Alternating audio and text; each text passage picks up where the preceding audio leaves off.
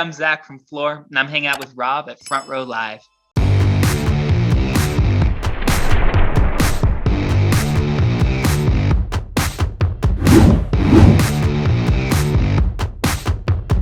Zach, what's up, dude? I'm super excited to actually reunite with you. I didn't realize this was a reunion until I saw that Sunderland was the original band. And I don't know if you remember, but like 10, 11 years ago, we did an acoustic session at Richard Rain's house for Punk Videos Rock. Oh my gosh, I don't remember that, but it's like I have a vague memory. It's very it's murky, I think would be the best way to describe it. 10 years is a long time, man. It's such a long time. It's good to see you again. Likewise. And one of the things that like I noticed was like, not only were you guys so young then, trying to like kind of figure out your sound and who you guys were as artists, but you weren't a lead vocalist then. You were a guitarist then. So yeah. I'm curious, like what that transition was from going from guitar to now lead vocalist for Flor. Yeah, I mean, basically I said, McKinley, you're not good enough. No, it wasn't like that at all. We just started writing different music. I started taking like a lot more control of what I wanted to write and what I wanted to say. And it started making less sense for McKinley to be singing it and started making more sense for me to be singing it, essentially. And it was really natural. McKinley was really into the idea, liked the new stuff we were writing.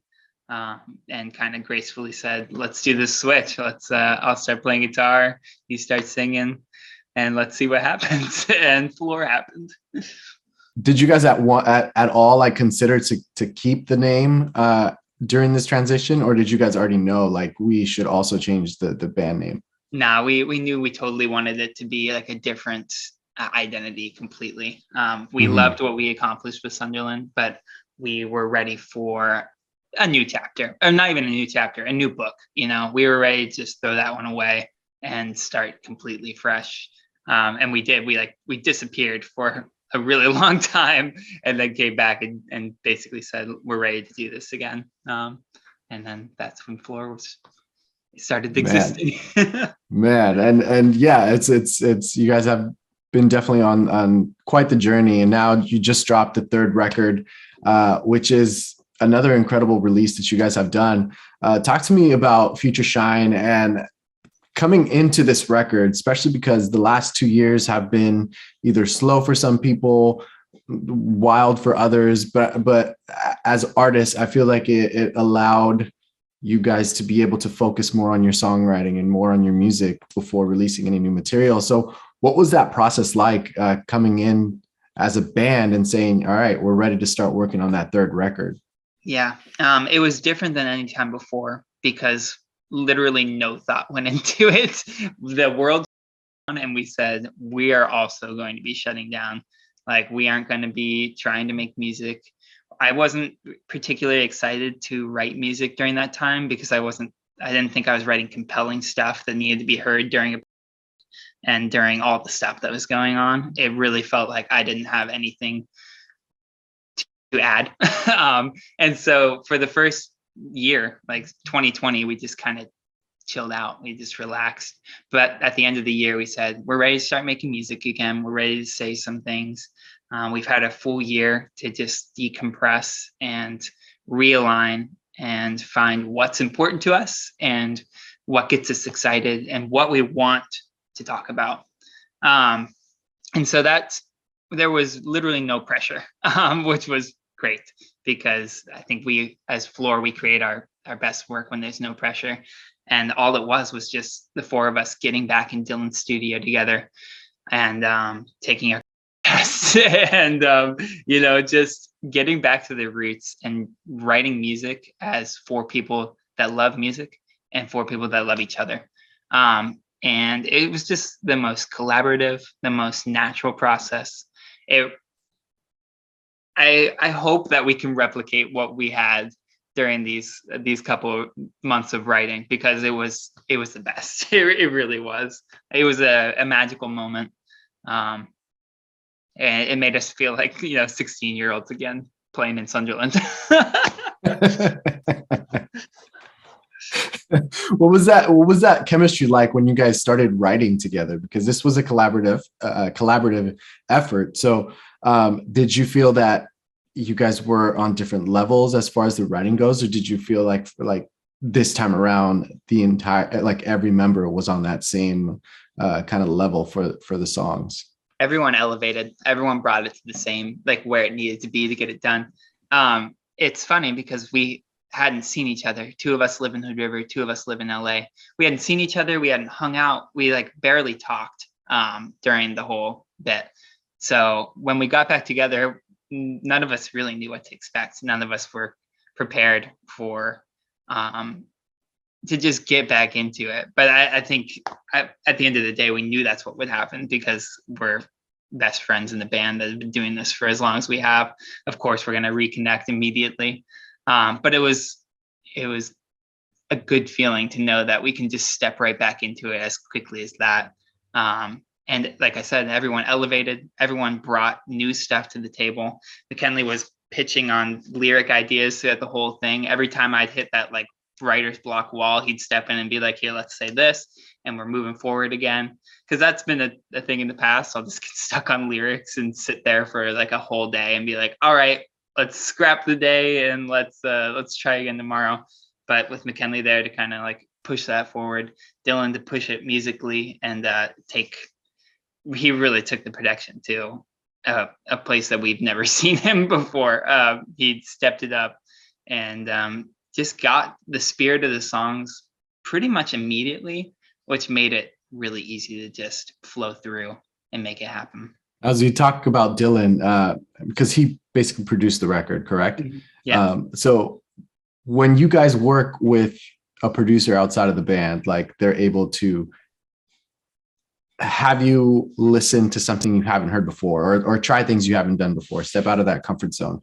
Yeah. Since you guys have been together and know each other like really well, you guys are best friends. Like, how was Dylan able to get you guys out of that comfort zone and try different things and new things for this record? Yeah, well, Dylan has a ton of experience working with different artists, and he never really put the brakes on during. He kept working. He kept producing songs, writing songs. And so through all this time, Dylan's just getting better and better at what he does. He's getting new ideas. He's getting different input from people he hasn't worked with before and people that he loves working with.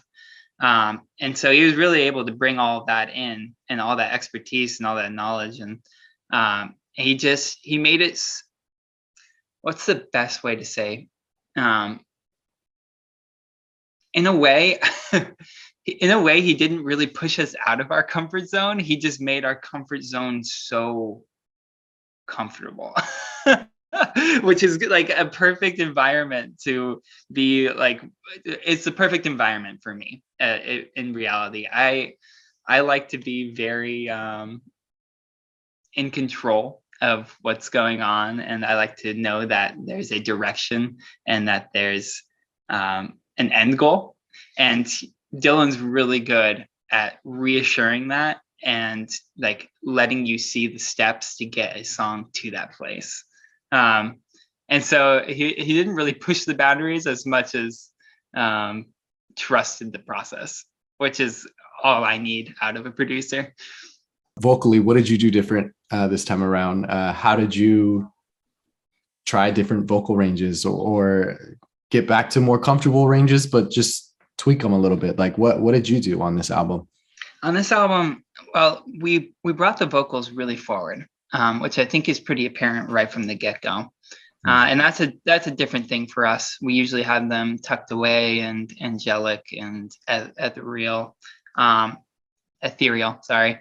And we knew this time it was going to be more important for us to have lyrics and thoughts that connected with people. That was the main goal this time. We wanted to make sure that people immediately understood the story of what we were trying to sing about, because we want people to instantly connect with them. We wanted people to just feel like they were a part of it, or like it was a past life of theirs, or they could see themselves being this in the future. And so we knew that vocally I needed to step up and be able to bring it to the front and be confident in that. and really all I did was just once again trust myself. Like I knew what I was capable of vocally. I know that I can really bring it live, and so I think we caught some of that live energy, just like raw and expressive. I guess is the best way to say it. It may be a little wild at times, but Dylan's pretty good at taming a wild thing in when we're producing it. And so I think that's really just what I did. I allowed myself to just get a little bit crazier with it. In the past, why would you say that you didn't have the vocals up front? Is it a vulnerability issue? Like what do you think it has been for you? Yeah, it is absolutely a vulnerability thing. And it's also a lot of the bands that I liked. I mean, their vocals were up front, but you still couldn't understand them. Like if you're singing along with Phoenix, half the time I'm making up the words that I'm singing along, and that's like one of my favorite bands. And so I think that had an impact on me because I would get more attached to how it sounds rather than like what is being said or if you can understand it. Like I just want the whole thing to feel like an art piece and feel like it's flowing and beautiful. And I pretty much discovered that you can still do that without hiding your vocals away. And it took, I don't know, however many years and people prodding me and telling me that's possible for that to happen. But we got there. Would you say it's easier to be vulnerable on lyrics than it is on your voice? Yeah, I think I would. But they're both pretty scary for, it's like, I guess I'm learning now as I get older that it's not, it doesn't need to be scary to be vulnerable. People will interpret what you say and what you do however they want to, and to kind of like scare yourself or be worried about what people are going to think about that it's so out of your control and so much wasted energy that I'm glad that I'm past it. But like I guess vulnerability doesn't scare me anymore, which is nice. And I'm glad that I got there. The growth is good. Evolution is happening. Mm-hmm. Now, since you were for this album, since you guys did put the vocals up front more than the instrumentation, what kind of impact did that have on Kyle with the drums? Honestly, I think some of Kyle's work. He's still in the band, right? Oh yeah. He's done the best work on this album, and it's apparent because like the drum cover videos are just coming in constantly. Everyone wants to play along to Big Shot. Like people are playing along to play along. It's nuts, and like he didn't have to take a back seat. Me bringing my vocals forward doesn't mean that everyone else has to diminish. And everyone really, they understood that they weren't supposed to be scared or change anything about how the instruments and how that makes up flor, because it's equally as important as my voice and my melodies. They always will play this back and forth game of like who flor is and our identity. But yeah, Kyle just really went wild with this record. I'm a bit of a drummer myself, and so I usually try and drum along with our songs. In this album, I can't. He just went above and beyond. Like I give up. Yeah, he's the drummer. With these 11 tracks, I feel like, and you kind of mentioned them as well, I feel like Big Shot and Play Along are some of the tracks that are kind of like fan favorites. But for you personally, like what track do you see like the most reception now that the album is out? I am really glad to see that people are attaching the clouds. That's kind of like, it was an important song to me, but it wasn't really like resonating within our world so much. Everyone loved it and everyone appreciated it. But once we released the album and everyone started finding clouds and hearing clouds, like people started messaging us about it. You can see it in the streams, like people are connecting with it. And that's just like awesome for me because I really, really like that song. And I really wanted to have a new life with the fans. Yeah. Sorry, I kind of forgot the question there. I just got so excited about You talking no, about you it. you answered it. You answered it. Okay. Now, as far as challenges with this album, like what song would you say like was being difficult to either write, finalize, or record? We bumped into a lot of issues with Gotta Do Something, which is surprising because the place that it landed, I think, is perfect. And obviously, that's another song that people are really, really getting behind. But it took a while to get us to a spot where we were comfortable with that song. We had a couple different melody ideas that weren't quite as anthemic and energized as they needed to be. And it's always hard to change a melody once you like get it in your head. But we found a new one that kicks ass. And production wise, there's a whole lot going on. So we had to thin back a bunch of layers before it finally got to a place where everything was working together. And that was more a Dylan issue, but he got it there and we're proud of him. So now that this album is out, you guys are just recently announced a North American tour for it for September, I believe. You guys are kicking it off September 20th in Florida. What can fans look forward to on this run? And what are you looking forward to most for this tour? It's been it'll be 3 years since we've headlined, I think, like just a little, like 2 and some months. So it will be incredible for us because headlining is always its own beast. It's so fun to be able to control the show and like tell the story that you want to tell. So we're going to do a lot of Future Shine. It's going to be pretty much all about this album because we're so proud of it and it's really just taking over our world right now. But we're definitely going to go back and hit some of the classics and some of the favorites. But we're just so excited to experiment with our ability to put on a show. I think I'm ready more than ever to step into a new role as the front man, to just make sure that every show is an experience, but also every show is as flor as it can get, which is, I think, joy and comfort and just singing along in a room with all your favorite people. I'm looking forward to that tour. And there's not that many bands that I'm always like eagerly excited to watch.